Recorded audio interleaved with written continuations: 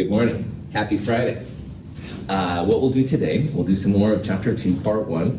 Today, this afternoon at 1 o'clock, we'll have lab. I should have written it up here, I apologize. At 1:10 p.m., I should write this part down. 1:10 p.m., AC 2501 will have lab. And the first part of lab, which is roughly 1:10 to 3, will be the recitation. And you'll turn in the 8 bottles lab from last week if you haven't done so already. We'll then talk about problem set number 1. So you'll self-correct. I'll have you put some problem answers on the board, and I'll go around and talk about each one of them. Then we'll take the first quiz that Clifford just asked about. And then afterwards, we'll go and do the density in-class lab. So make sure you bring a printed copy of the density in-class lab. It's in the companion. If you have a companion, you're good to go. But if you don't have one, you can print one off in 1451 and stuff like that. Any questions? Cool. So we left off on Wednesday talking about how the periodic table is organized. And the first thing I want to talk about, thing died. First thing I want to talk about is what's called the atomic number, all right? And the atomic number, which is where we left off on Wednesday, is given the symbol Z a lot. And Z represents the number of protons. And if you look at the periodic table on either side of this room, the dark blue numbers, those are the atomic numbers. So there's boron up there, it's number 5, carbon right next door is number 6, nitrogen 7, etc., etc. So if you're ever curious how many protons barium had, well, barium's number 56, 56 protons. If you change the number of protons in an atom, you change the element. So for example, all borons will have 5 protons, but if you were to add a proton to a boron atom, so it had 6 protons, it would become carbon. And if you took away a proton from boron, so it only had 4 protons, then it would be beryllium, etc., etc. So the number of protons is pretty important. Now, the next thing we need to talk about is what's called the mass number, because on Wednesday we talked about how protons and neutrons about the same mass, while electrons were a lot smaller, like about 1/2000th or so. In the proton and neutron, which one had more mass? Neutron, not my man, neutrons, that's right. Neutrons are a tiny bit heavier than protons, but they're about the same, all right? But neutrons are a little bit heavier, and electrons are a lot less. So when a chemist thinks about the mass, which is given the symbol A, the mass of an atom, they usually just take into account the protons and neutrons, because it takes about 2,000 electrons to make up the mass of about a proton. They're very, very small. So the mass number, which is given the symbol A, is another way that chemists use to describe an atom. So this is a shorthand representation for talking about boron. Now boron always has 5 protons. That's the atomic number, Z. And if you have an atom with 5 protons, it's boron. So those two are interchangeable. This part up here then represents protons plus neutrons. So if the mass number A is 10, and you didn't know how many protons boron had, or neutrons, excuse me, in this case, then you could look up the protons on the periodic table. There you go. 10 minus 5, this thing would have 5 neutrons to it. And again, we're not really thinking about the electrons so much. We'll do more of that in the next chapter. But just realize that the mass number, protons plus neutrons. So if you have a symbol like this, all right, you don't have an explicit number of neutrons, but it's easy to calculate. You can look this number up on the periodic table. The mass number minus the atomic number will equal the number of neutrons. Chemists will refer to this often as boron 10, and I'll talk about why that is in a little bit. Also, sometimes in a program like Microsoft Word, you can do a superscript or a subscript, but not both, or at least not both easily. And so sometimes you'll see these listed with just the superscript, just the mass number, because this number should be pretty easy to figure out. You just look on the periodic table. And so if you have this number, and you can look that number up, you can still find the number of neutrons. So the mass number, protons plus neutrons, which gets the symbol A, atomic number Z, just equal to the number of protons. And again, the mass, atomic number, excuse me, are these blue numbers up here. You can look them up on the periodic table. Cool. Now, that's really cool, but the problem with elements, all right, is that they come in different flavors. Now, flavors is not really the best word here because you don't want to start eating these elements raw, but here's an example. Cola, like the pop, cola, comes, Coca-Cola, Pepsi, RC, and then there's a zillion different kinds of Cokes and Pepsis out there. They're all colas, but they're slightly different, all right? Well, the chemistry version of that, which again is not necessarily edible by any means, is called an isotope. So isotopes are the same element, but with a slightly different mass to them, all right? So this is an example of boron. Now this is boron 10, and that's what the 10, that's the mass number, the protons plus neutrons. And this is boron 11, all right? And so these are both isotopes of boron. They both have 5 protons, because you change that and you change boron into carbon or boron into beryllium or something like that. They're both 5 protons, but the difference is you have different number of neutrons. So boron 10 would have 5 neutrons, 10 minus 5. Boron 11 would have 11 minus 5, or 6 neutrons. So if we had a really sensitive scale, the boron 11 would have more weight, more mass than the boron 10, and they will have slightly different properties, like we'll see. So the question here is, how many neutrons in manganese 55?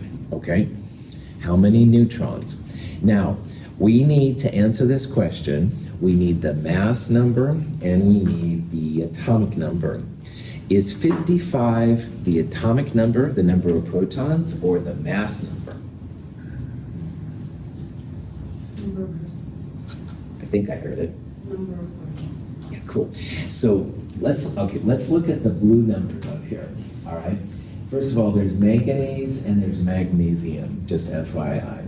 And manganese is this one right here.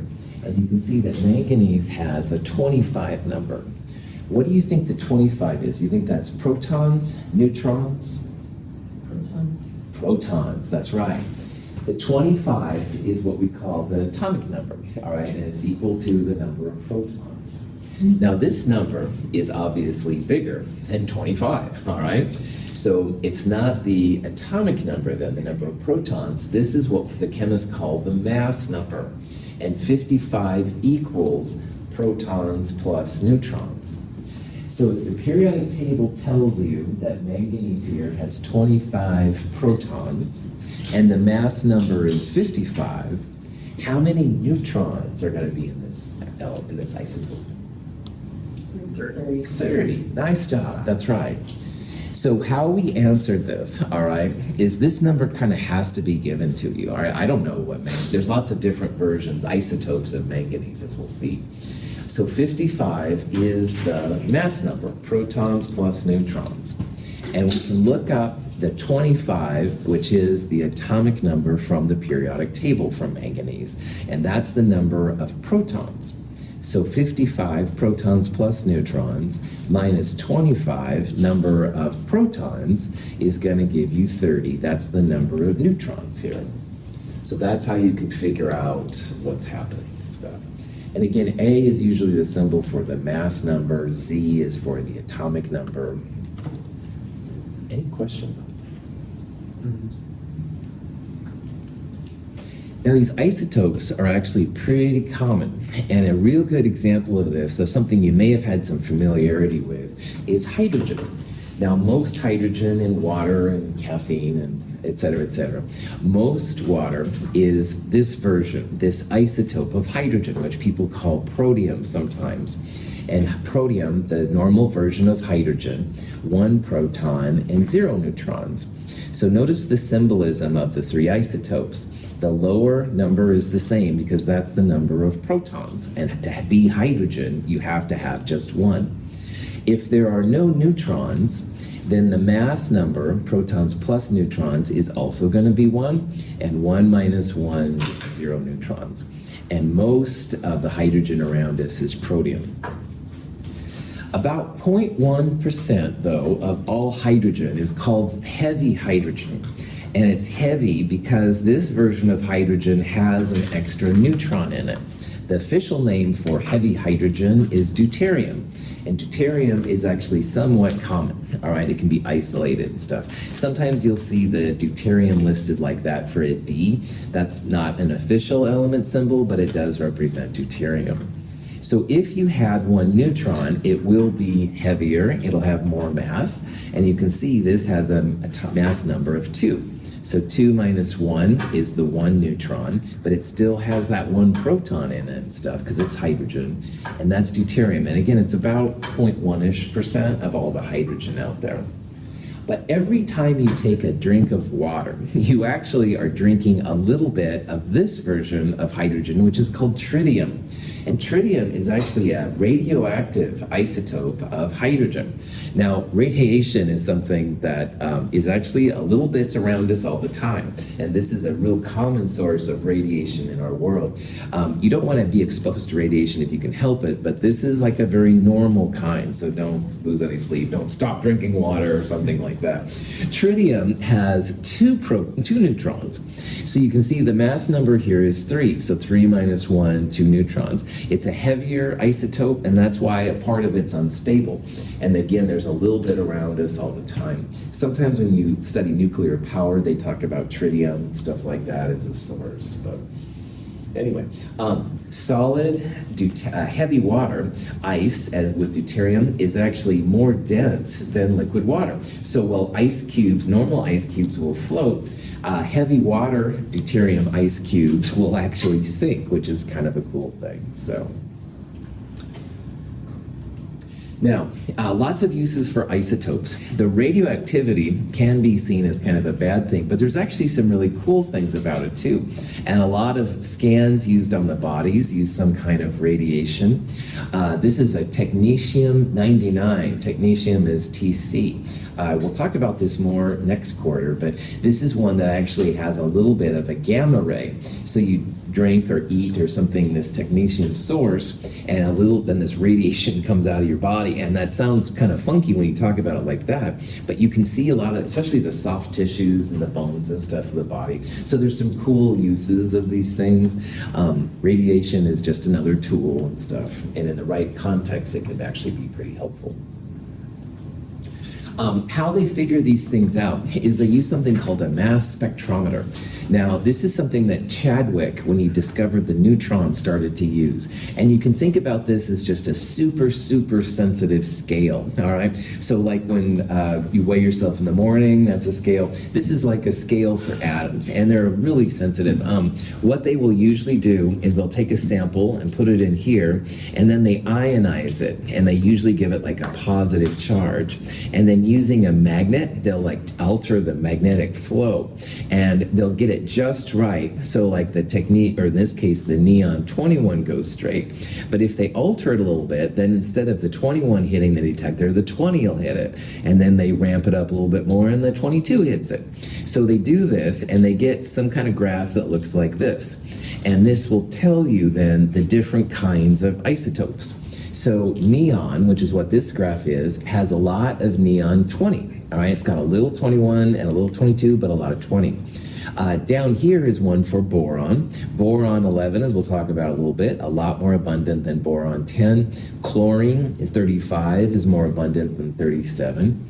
All the atoms have at least one other isotope. Fluorine has almost just one isotope, but basically all the other ones have 2 or more. And we'll talk about this as we go through. Now, the problem with isotopes, all right, is that if you have a big bag of boron and you're able to pull individual atoms out, all right, well, 4 out of 5 times as I pull boron atoms out, I'm going to have boron 10, or boron 11, excuse me, 4 out of 5 times. But 1 out of 5 times, I'm going to pull out the boron 10. So of the 5 atoms you pull out, 20%, 1 out of 5, would be boron 10, and the other 4 out of 5, or 80%, would be boron 11. So imagine if this was cola, I would pull out my Coke 1 out of 5 times and Diet Pepsi 4 out of 5 times. That's kind of the idea here. It's all cola, it's all boron, but there's different amounts. Now, having a good value for the average mass of an element is really cool for chemists, and we're going to see that coming out. So what you can do to figure out the average mass, average weight of an atom, all right, is you take its abundance and you multiply it by its mass, and you do the same thing for the other isotope. So in this case, all right, the boron 10 is 20%. And when you do these kind of things, you have to use the decimal version. So 20% would be 0.20. Same thing for the boron 11's mass. 11 times its abundance, 0.80. And if you put this in your calculator, you get 10.8 for the mass. AMU is a really small gram amount, all right? So the average mass of one atom of boron is 10.8. And finally, I can start talking about the red numbers on the periodic table. 10.811 is the average mass of boron, all right? And they used better sig figs than I did right here, definitely, but that's where those numbers come from, all right? 10.811 is the average mass of a boron atom, all right? And it works for all of these, all right? So carbon is about 12.01, nitrogen is about 14, et cetera, et cetera. And those red numbers after this chapter are going to be more important to us than the atomic numbers that I've been talking about so far. Any questions? Now, here's an interesting thing you can do with these numbers. Let's say that you knew that lithium has 2 main isotopes, and it does, all right? Lithium-6 and lithium-7. And you want to know what the atomic weight of lithium is. Well, notice how there's a lot more lithium-7, like more than 90% of the lithium is lithium-7, and less than 10% of the lithium is lithium-6. So the number on the periodic table, and you can cheat and look at the periodic table if you want to, the average mass of lithium should be a number closer to 7 than it is 6. And if you look there at number lithium, which is number 3, sure enough, 6.941 is the value you'll get. Now, sometimes people will use a number line to talk about this better, which is totally fine. If you want to think about this in terms of a number line, 6 and 7 would represent lithium-6 and lithium-7. If you had 100% lithium-6, then the average mass would be very, very close to 6. If you had 100% lithium-7, then the average mass would be 7. And if you had 50-50, all right, 50% 6 and 50% 7, you would think it would be about 6.5. So in this case, we certainly have a lot more 7 than we have 6. So we would expect the average mass number to be over there, and that's totally what we see at 6.941. So once in a while, like someone from Chem 104 comes up and goes, Dr. Russell, does lithium have more lithium-7 or lithium-6? And I was like, well, look at the periodic table, and 6.941 means 7. They're like, whoa, but really it's just cheesy statistics. All my secrets are yours. Questions on that? All right. Silicon, a whole bunch of different isotopes. Some of them have 4, 5, 10 isotopes. There's tons of them. However, in this case, notice the dominant one. All right, silicon-28 is 92.23% of all the silicon known. So silicon's average mass had better be close to 28, and it is. So that's a nice kind of way to figure this kind of thing out. So, cool. All right, so we've got some random element E, and it has several naturally occurring isotopes. And you can see that this E thing has a 72, a 73, and a 74, all right? So in a problem like this, it probably is helpful to make, if you want, a number line. But I'm going to put a 73 in there too. And those, again, just represent those top numbers right there to see what's happening. So we have 5 possible average masses. Atomic masses is the name. We'll call it molar mass in the next chapter. And the question is, what is a reasonable atomic weight? Now, of the 3 isotopes, you can totally see that the 72 is more than 50%, all right? So whatever the average mass is, it's going to certainly be closer to 72 than it will be to 74, all right? And that's because we have a lot more 72 than we have 73 or 74. So of these numbers, I would certainly not have any of these 3, C, D, and E, flat out, because all of those you'd have to have more 74 probably than anything, or at least a lot of 73, and we don't have it. So those 3 are all out because we have mostly 72. The average number, which is what we're looking at, will be something somewhat close to 72. However, this isn't like 90% 72, all right? It's more than 50%, but not a lot more than 50%. So this number, I think, would be a number closer if you had like 90% of this stuff, and we don't. So on a problem like this, I would guesstimate that B is probably a good answer, all right? You've got a lot of 72, but it's not 100%, so it's probably not this close, and you can do that. I don't believe you, Dr. Russell. Who said that in the back room? Oh, fascist? No, I use the fascist word way too much. It's my favorite F word. Okay, Prophet, keep my day job. You don't believe me? I don't, that's fine. Here's a way to test it, all right? You can take this number, 72, and multiply it by 0.545. Then add it to 73 times 0.156 plus 74 times 0.299. And that's an even better way than my hand-waving version and number lines to figure out these numbers. And that's a totally legit way to do this kind of problem too. Any questions on that? Always question authority, by the way. Okay, no more talking about politics and stuff like that. So. All right, so here's nitrogen. All right, now in this problem, we have nitrogen has 2 main isotopes, nitrogen 14, nitrogen 15. Nitrogen 14, a lot more abundant than nitrogen 15. So on this problem, we're going to calculate the average atomic mass. So I'm not giving you numbers to choose from. I want you to actually calculate the number. And this is the process I said you could use on the last problem. So again, what you want to do, you want to take the abundance of the first one and multiply it by its mass. Now here we've got a lot more sig figs. We're using a good mass spectrometer, et cetera, et cetera. So 14.0031 would go right there. We use the decimal version, so you divide by 100, 0.996299, et cetera. Then you add it to this mass, 15.0001, and you multiply it by its abundance. Now remember to divide by 100, so this is 0.0037, et cetera, et cetera. It's a very, very small number.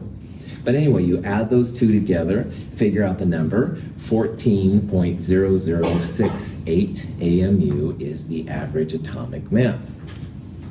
Now, if you look at this periodic table, the number up there is very, very close. It's 14.0067. Why are these 2 numbers not the same? Anybody have any ideas?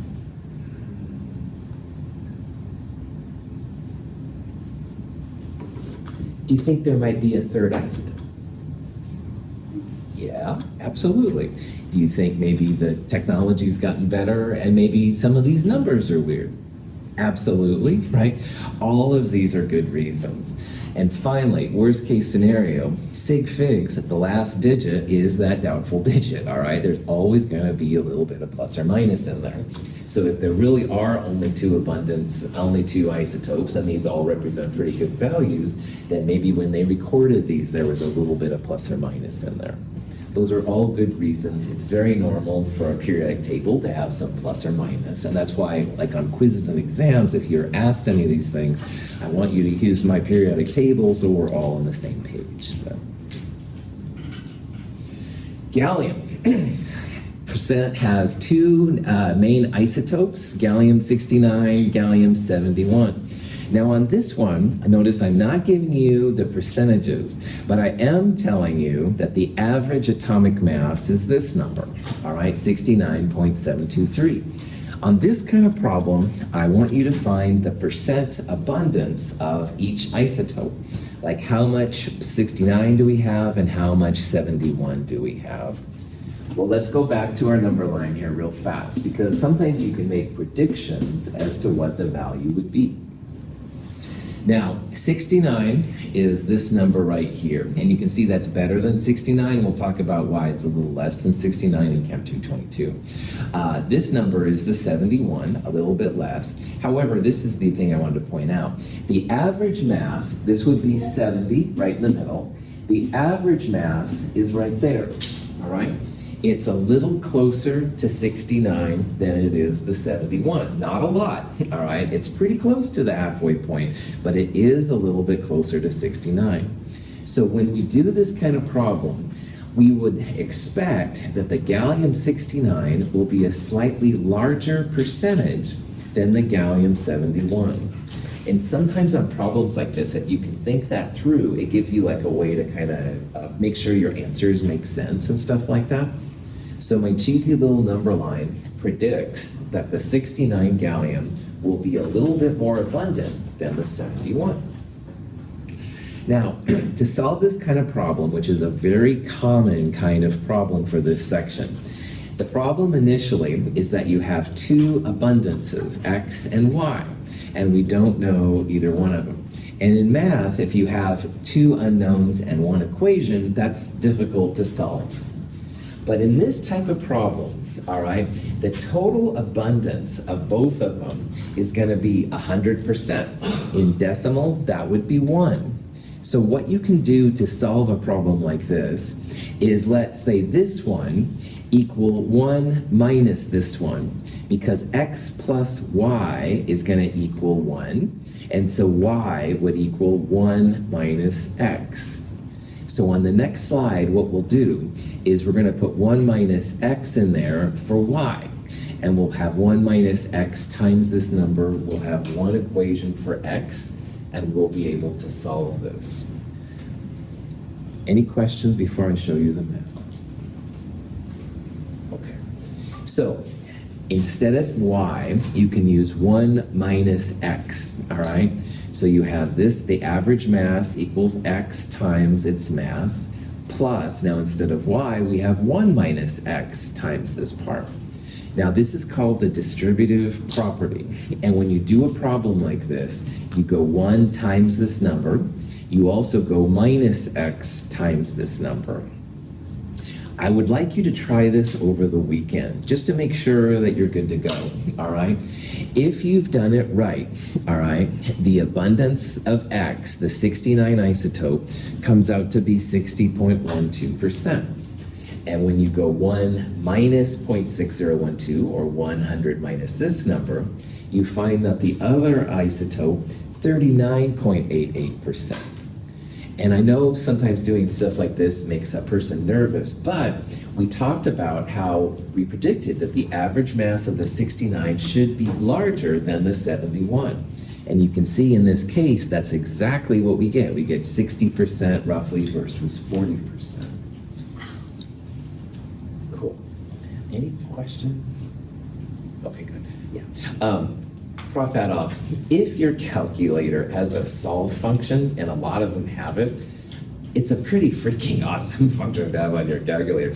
And why I say that is you can put this equation right in, hit solve, bam, and wow, that's pretty cool. Now, you know, in my day when I walked uphill going to and from school, we just did it all by hand, all right? We had maybe a quadratic formula calculator, and that was about it. But the solve button is pretty cool. And in this class, once in a while, it can be super helpful. But again, make sure you know how to do this kind of problem. It's not difficult. It's a little bit of algebra. If you have the solve function, maybe something to check out. On the other hand, I'm happy to help you do it the old school way too. Nothing wrong. Any questions? All right. Now, this is important. Antimony, 2 isotopes, 121, 123, one's close to 60%, one's close to 40%, average mass 121.76. This question is really important. If you had a big bag of antimony, start pulling out individual antimony atoms, would you ever have one atom with a mass of 121.76? Like what? Good. No, exactly. Good. You're seeing right through it. What does it mean to have average mass? And the answer is absolutely not. You're not going to have one atom of antimony with the number on the periodic table, which seems a little strange. 57% of the time, we're going to have this antimony come out. 42% of the time, we're going to have this antimony come out. And I know that may seem a little strange. So I love this little silly thing and stuff like that.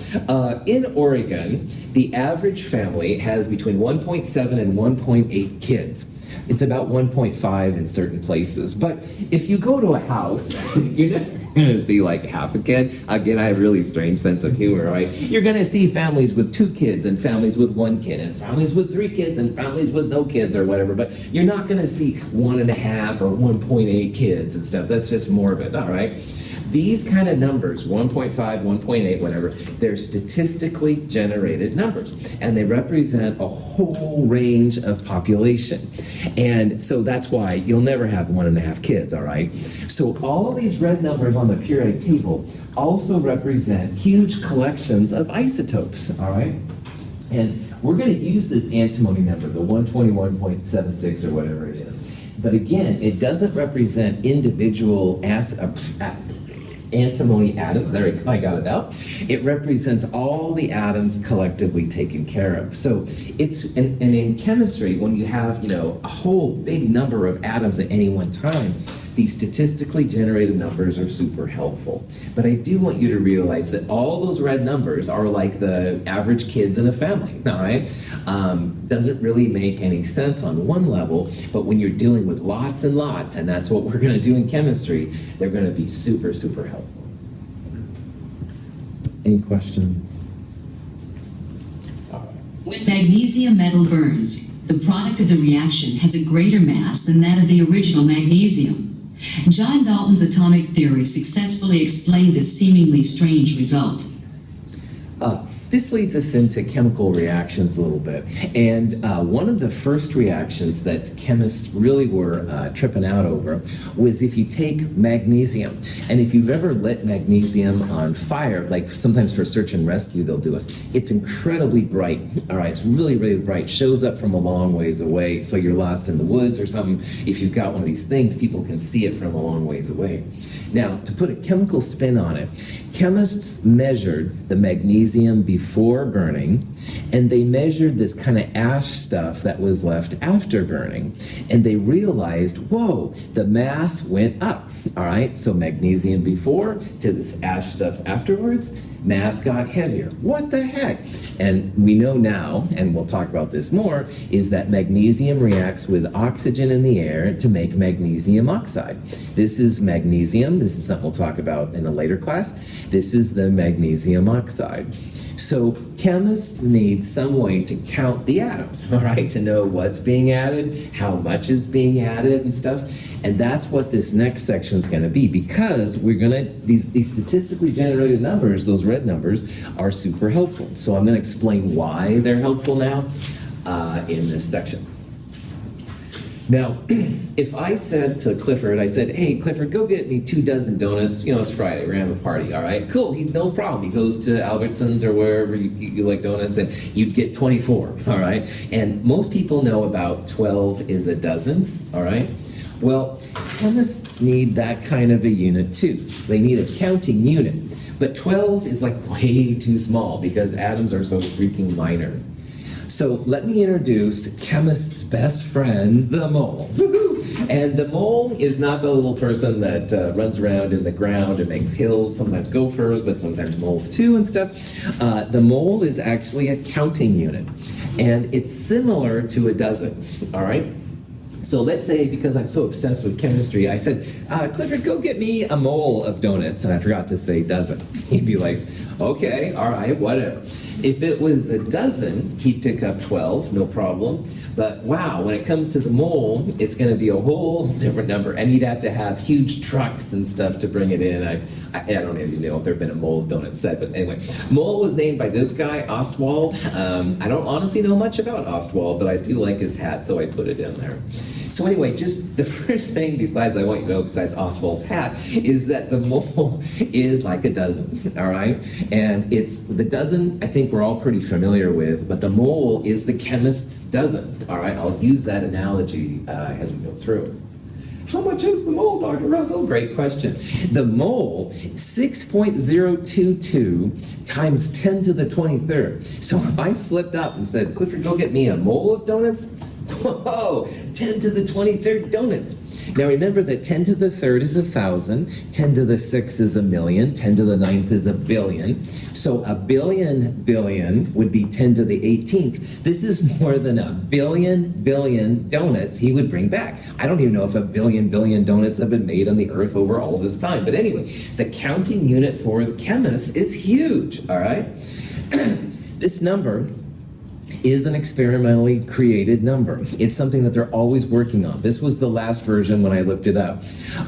We're going to use 4 sig figs for this number a lot, and this is something we'll use often, so make sure you know /memorize / put in your calculator. 6.022 times 10 to the 23rd. That's the number associated with a mole. And again, 12 is with a dozen, all right? 6.022 times 10 to the 23rd is associated with a mole. And it can be used for atoms. So for example, an element like copper or hydrogen or oxygen, you can have that many atoms of the element in a mole of the element. It can also be used for molecules. So, excuse me, a mole of carbon dioxide, 6.022 times 10 to the 23rd. And again, just like you can have a dozen donuts, a dozen roses, a dozen pairs of tennis shoes, whatever, all right? You can have a mole of anything too. So this is a mole of an element. This is a mole of a compound. You can have a mole of roses, you know, anything, it's fine. It's just a number that's associated with counting. So Avogadro is the person that first proposed the idea for this number. He didn't actually calculate it, somebody else in the future did, but no one had thought about how this was possible. He was an Italian person, so anyway. Questions? Okay.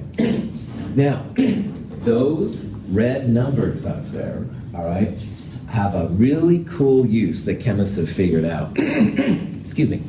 And this is why it's going to work. A mole of carbon-12, all right, pure carbon-12, is defined, and it's, by the way, it's 12.00 grams. A mole is defined as equal to 6.022 times 10 to the 23rd atoms. So 12.00 grams of carbon-12 is the molar mass. And why that's important is that in a mole of substance, you're going to have 6.022 times 10 to the 23rd. So if you have pure carbon-12 and you weigh out on a scale like we're going to use today, 12.00 grams, you have 6.022 times 10 to the 23rd atoms. Chemists can measure this number, all right? You put them on a scale. You're going to make measurements today.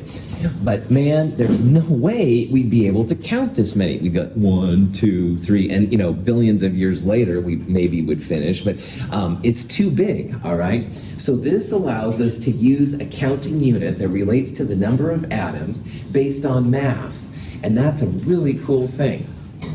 Now, if you do the same kind of thing with all the isotope known, the actual molar mass, 12.011. So if you look up here on the periodic table, it's 12.0107, which is this number just rounded up to 1. Those red numbers have 2 meanings, all right? I'm going to use 12.011. 12.011 grams is 1 mole of carbon, which is 6.022 times 10 to the 23rd atoms. So a lot of times then, we'll refer to the molar mass, the grams of carbon in a mole of carbon. But because they've set it up this way, 12.011 AMUs is the mass of an average carbon atom. So check this out. This is one of the coolest things about chemistry. They've configured the numbers so that all those red numbers have two meanings. The meaning that we were talking about earlier is that number is the average mass of one carbon atom. So if I have a big bag of carbon atoms, I start pulling them out, have a lot of atoms that are carbon 12, once in a while a carbon 13 or 14, but the average mass, like the 1.5 kids, is this number right here. However, because they set it up this way, 12 grams is also equal to a mole of carbon. And in a mole of carbon, you have 6.022 times 10 to the 23rd atoms. So right away, I want you to see one of the coolest things about this periodic table. All of these red numbers represent the mass of an average atom, which is kind of philosophically interesting, but honestly not that practical. But what we're going to use it for more often than not, they also represent the grams of the element in a mole. So if you have about 20 grams of neon, you're going to have a mole of neon, 6.022 times 10 to the 23rd atoms. And if you have 6.941 grams of lithium, that's a mole of lithium, 6.022 times 10 to the 23rd. So to sum this all up, all right, those numbers have two meaning in my world, which are freaking cool. One is the one we're going to use most of the time, grams per mole, the molar mass, all right? And from there, we can use that as the counting units. We know how many atoms are being transferred. But it also represents the average mass of one atom, and that's pretty cool. So chemists can bounce back and forth between those two. There's a way to relate the AMUs and stuff back to the grams per mole. I get kind of goosebumps thinking about it, but obviously, you know, I need to have a life and stuff, listen to more weird music. Questions, go. So if you wanted 3 moles of carbon, you would multiply the atomic weight by 3? Yes, exactly, that's right. It's about 12 grams per mole, and if you wanted 3 moles, you would just multiply it, so it'd be about 36 grams, that's right. And again, to count that many atoms would be impossible in our lifetimes. However, we can weigh it out super easy and stuff. Excellent.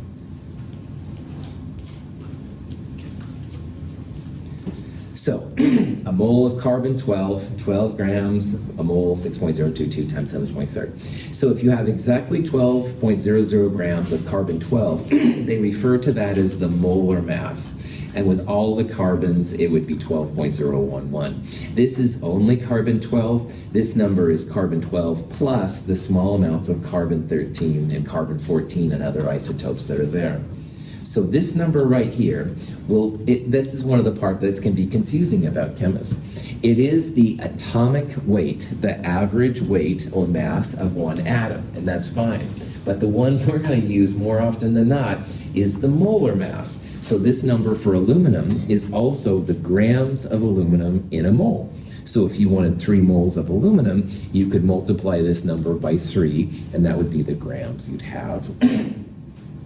So, punchline, if you hear atomic weight, if you hear molar mass, if you hear atomic mass, molar weight, molecular weight, all the same number from the periodic table. Their meaning is different, all right? Sometimes you're talking about one atom or molecule versus a mole of the atoms or a mole of the molecules, but it's the same numeric number, and that's a super empowering thing when it comes to chemistry. So. Any questions? All right. So let's say we wanted to find the molar mass of the element with atomic number 12. All right. Now, we've talked about a lot of different numbers things. What does the atomic number mean? What does that refer to? Number of protons. Nice job. So if we want atomic number 12, we're going to look at these blue numbers, and that is magnesium. All right. So atomic number, again, is the number of protons. Those red numbers are the molar mass, atomic weight, et cetera, et cetera, et cetera. And sure enough, good old magnesium there is 24.3050.